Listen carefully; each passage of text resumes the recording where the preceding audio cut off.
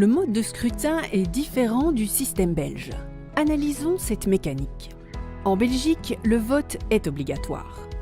8,2 millions d'électeurs sont appelés aux urnes tous les 5 ans pour élire leurs représentants au niveau fédéral, régional et européen. Aux États-Unis, le vote n'est pas obligatoire. Pour pouvoir voter, les électeurs doivent s'inscrire à l'un des deux partis, démocrate ou républicain. Sur les 219 millions d'électeurs potentiels, seuls 140 millions s'inscrivent. Les élections américaines sont organisées tous les 4 ans. Un président exerce 2 mandats maximum. Pour pouvoir se présenter, un candidat doit avoir plus de 35 ans, être né aux États-Unis et y avoir résidé pendant au moins 14 ans. Un an avant la date de l'élection, les militants des deux partis désignent des délégués qui voteront pour les candidats à la présidence et à la vice-présidence. Ils ont le choix entre 2 méthodes.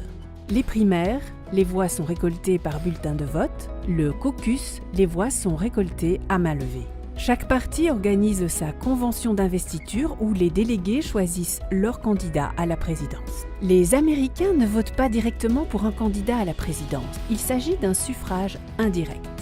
Ils élisent des grands électeurs dans chaque État lors de l'Election Day qui se déroule le mardi qui suit le premier lundi de novembre. Mais qui sont ces grands électeurs? Ce sont des militants méritants désignés par chaque parti. Le nombre de grands électeurs par État correspond au nombre de sénateurs, 2 par État, et au nombre de représentants de cet État à la Chambre, qui est proportionnel au nombre d'habitants. Chaque État a au minimum 3 grands électeurs. Ces grands électeurs forment le collège électoral. Ils sont 538 pour tout le pays.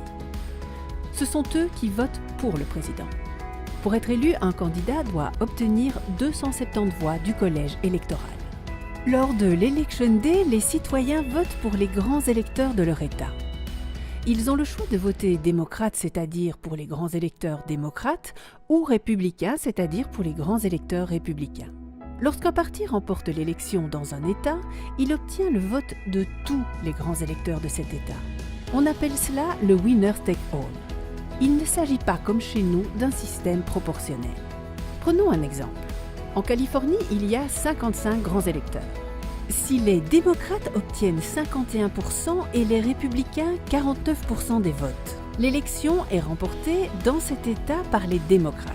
Ce sont les 55 grands électeurs démocrates qui voteront pour le président, et donc leur candidat démocrate. Le collège électoral, composé des grands électeurs élus dans chaque État, vote officiellement pour l'un des 2 candidats le lundi qui suit les 2 premiers mercredis du mois de décembre. Historiquement, certains États votent toujours pour les mêmes partis. Le Texas pour les républicains, la Californie et New York pour les démocrates.